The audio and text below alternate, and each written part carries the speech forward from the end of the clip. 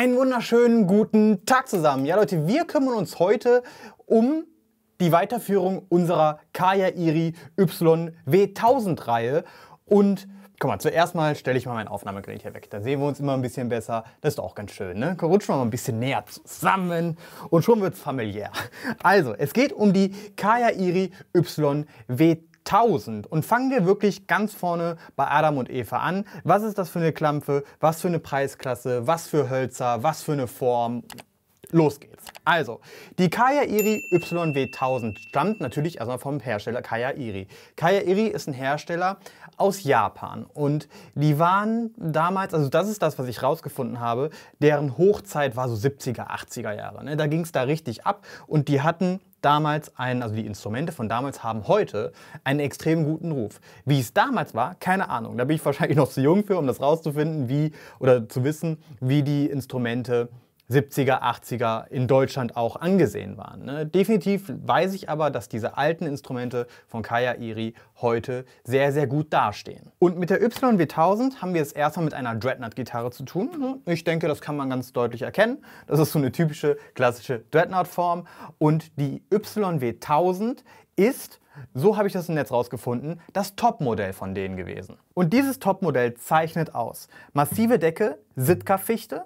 Wir haben eine Abalone Party for Days. Ja, also wir haben wirklich Abalone, soweit das Auge reicht. Und wo sie Abalone hinpacken konnten, haben sie es getan. Wir haben Abalone hier außenrum. Ja, also erstmal als Binding um die Decke herum. Dann haben wir Abalone um den Hals, um das Schalloch rum. Wir haben hier Abalone um die Zagen und um den Boden aus Rhiopalisander. Ja, wir haben hier hinten einen dreiteiligen Rücken, also dreiteiligen Boden, der ist hier auch getrennt mit Abalone. Wir haben auch Abalone hier am Hals. Ja, also wirklich komplett ausgestattet. Ne? Hier unten nochmal. Also du wirklich Abalone, soweit das Auge reicht. Und also das ist auch mal ein bisschen Geschmackssache. Ne? Ich habe da mal meine Freundin zugefragt und wie sie das findet. Sie sagt so, ja, sieht so ein bisschen aus wie eine Gitarre für alte Leute. Aber wie gesagt, Geschmackssache. Ich finde es ganz cool. Ja, aber das muss natürlich jeder für sich selbst entscheiden. Steg und Griffbrett sind hier aus Ebenholz. Und ich habe es gerade schon mal so angeschnitten. Rhiopalisander, Zagen und Boden. In diesem Fall, also bei Kaya-Iri, ist es damals so gewesen, so sind meine Recherchen, dass die auch in den Top-Modellen laminiertes Holz benutzt haben. Mit anderen Worten haben wir es hier mit einer teilmassiven Gitarre zu tun, wo lediglich die Decke massiv ist. Auf das Thema Rhiopalisander würde ich ganz gerne noch ein bisschen intensiver eingehen. Problematisch ist, ich glaube, das würde dann hier den Rahmen sprengen. Schreibt doch mal bitte unten in die Kommentare rein, ob ihr Bock habt, dass wir mal das Thema Rhiopalisander behandeln, weil es ist ein Thema, was mich sehr, sehr beschäftigt hat in den letzten Monaten, gerade in Bezug auf diese Gitarre hier, weil mit Rhiopalisander verhält es sich eben nicht so wie mit anderen Holzsorten, sondern nämlich, dass du dir eine Gitarre kaufst und du brauchst im Endeffekt keine Papiere und machst darüber ein Video oder kannst die kaufen einfach ohne Papiere. Nee, das ist bei Rhiopalisander ganz anders. Du brauchst immer eine Bescheinigung, dass das Holz vor 1992 der Natur entnommen wurde. Und das ist hier definitiv der Fall. Die Gitarre ist nämlich gebaut, das steht da nämlich drin, Baujahr 1979 und das ist eindeutig vor 1992. Dann ist bei dieser Gitarre neben dem Steg und dem Griffbrett aus Ebenholz auch Knochen verwendet worden, nämlich als Stegeinlage und auch hier oben als Sattel. So, sorry. Und wir haben es hier, also die wird im Netz immer so als Martin D45 Kopie verschrien. Also das ist das, wenn man diese Gitarre googelt, quasi jede Annonce, die gerade aktuell läuft und auch die verkauft wurde, schreibt immer Martin D45 Kopie. Ich sehe das ein bisschen anders, weil der Martin D45 doch anders aufgebaut ist, aber okay, wir spielen das Spielchen mal mit. Und zwar haben wir es hier mit einem gebeindigten Hals zu tun. Ja, das ist ein Kunststoffbinding hier um den Hals rum. Und wir haben Inlays, diese Hexagon-Inlays an den Bünden 1, 3, 5, 7, 9, 12, 15 und 17. An den Bünden 3, 5, 7, 9, 12, 15 und 17 haben wir auch oben Punkte, die uns zur Orientierung des Spielers dienen. Ja, wir haben einen Mahagoni-Hals. Auch der ist lackiert. Im Übrigen ist die komplette Gitarre Hochglanz. Ne? Da glänzt und funkelt es an allen Ecken und Enden. Und wir haben hier oben unsere Kopfplatte. Vorher, bevor wir zur Kopfplatte kommen, haben wir hier oben unsere Sattelbreite. Ja? Die beträgt bei dieser Gitarre 44 mm und ist somit eine moderne Sattelbreite. Ja? Also man kann ja so ziemlich...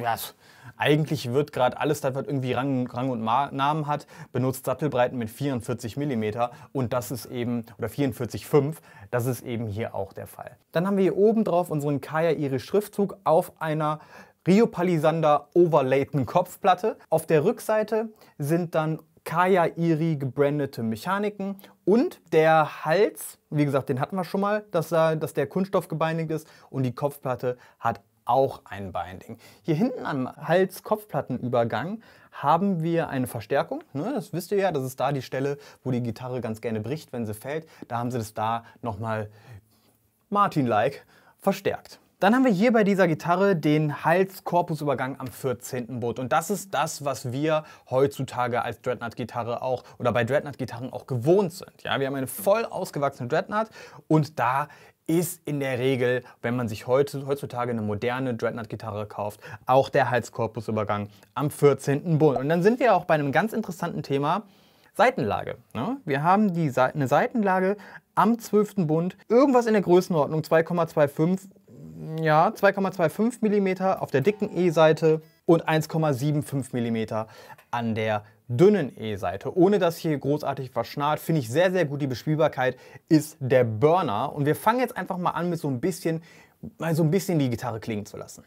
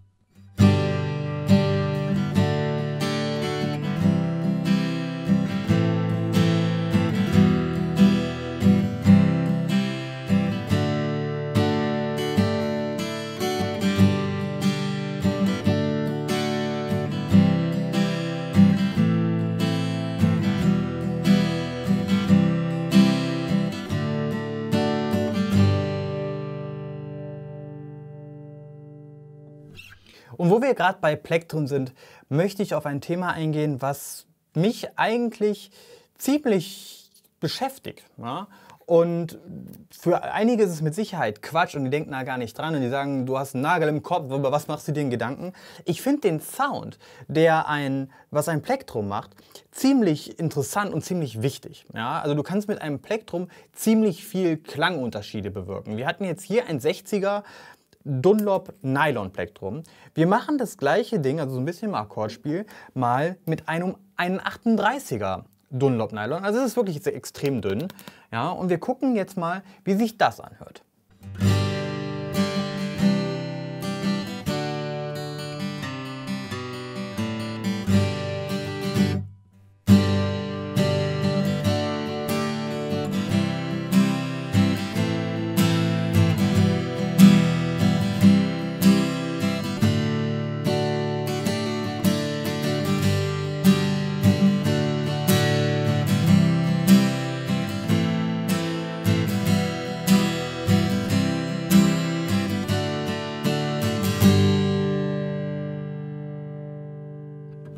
Aber das sind jetzt nicht die einzigen 2 Plektren.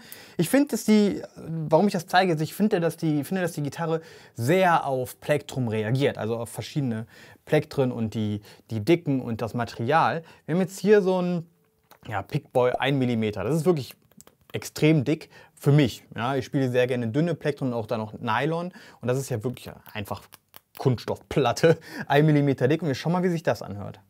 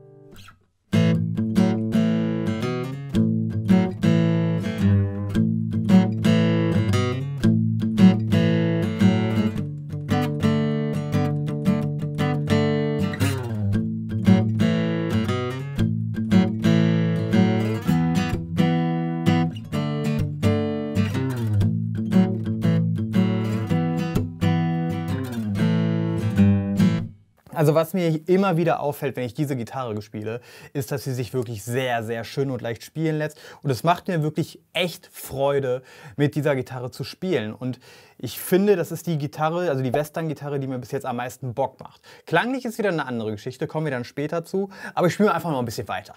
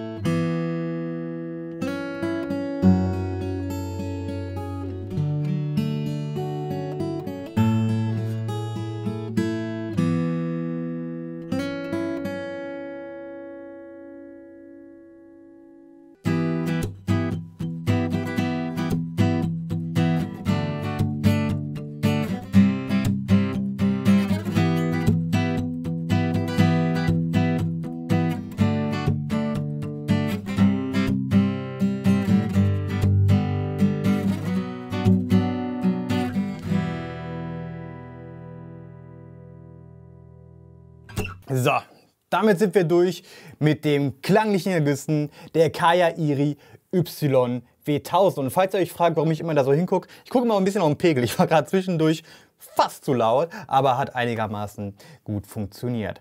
Ja, was kann ich abschließend sagen zu der? Also zuerst mal möchte ich sagen, dass wenn ihr irgendwo eine YW1000 irgendwo seht und ihr euch denkt, so, okay, geil, ich hätte die auch ganz gerne, vor allem die werden ganz gerne im Ausland, ja, über Reverb beispielsweise angeboten, dann kann ich euch eigentlich nur raten, guckt, dass die eine CITES-Bescheinigung haben oder irgendwie eine Bescheinigung, dass ihr die in Deutschland legal reinbekommt. Ja, das ist mit Rio Palisander, ist das nicht so einfach. Und deswegen sieht man auch sehr wenig von dieser Gitarre und deswegen kriegt man die auch eigentlich kaum mehr zu kaufen, weil die brauchen eine Bescheinigung, ja, definitiv. Das geht sogar so weit, dass du eine Rio Palisander Gitarre nicht mal öffentlich zur Schau stellen darfst, wenn du keine Bescheinigung hast. Es gilt natürlich völlig klar, wo kein Kläger, da kein Richter und man braucht der Laus auch nicht in den Arsch gucken. Aber das sind ganz klar die Bestimmungen. Ich habe da mit dem Bundesamt für Naturschutz, ja, so heißt das, mehrfach telefoniert und mit denen versucht irgendwie mal, also denen das klar zu machen, dass die Gitarre ja deutlich älter ist als 1920. Ich habe diese Bescheinigung, ja,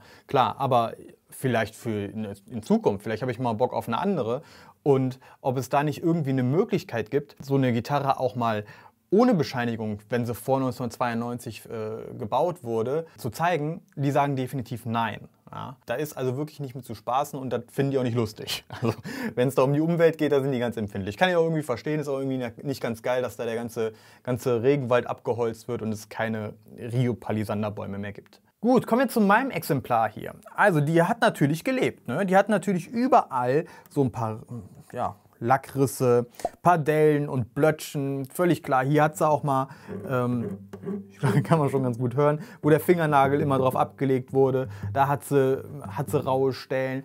Die hat überall, ne, so ein paar Kratzer und Druckstellen, aber zum Glück keine Brüche. Boah, richtig Glück gehabt mit dem Ding. Und das macht mich echt happy. Die darf Druckstellen und Kratzer und Macken haben, völlig klar. Die Gitarre ist von 1979, ja, das ist kein neues Instrument. Und das macht auch irgendwie den Charme aus. Die Gitarre erzählt, also jede Macke ist ja irgendwie eine Geschichte, wenn man es sich schönreden möchte. Ja, ansonsten lässt sich die Gitarre wirklich mega toll bespielen. Ich finde, dass die geil aussieht. Meine Freundin sagt, das ist zu viel Kirmes. Ja, das muss nicht sein. Und das würde mich auch mal interessieren, was ihr davon haltet, ob ihr das mögt, ob ihr das viele Abalone, ob ihr darauf steht oder ob ihr sagt, bah, die Zeiten sind vorbei, wo das irgendwie cool ist. Ja, dann sind wir jetzt hier durch mit der YW 1000 von der Firma Kaya Iri. Klanglich habt ihr sie gehört. Ich finde, dass sie klanglich, da gibt es wuchtigere. Ich hatte meine Martin HD28V reviewed, Link dazu in der Videobeschreibung. Die klingt auf jeden Fall fetter als das Ding hier, aber ich glaube, das liegt am laminierten Boden und Zagen. Dennoch, absolut geile Bespielbarkeit. Die Gitarre macht mir Spaß. Ich finde sie schön. Wie gesagt, Geschmackssache und dann haben wir es jetzt geschafft. Dann hoffe ich, euch hat dieses kleine Video hier gefallen. Ich würde mich freuen, wenn ihr beim nächsten dabei seid. Haut da rein, abgehen, ciao.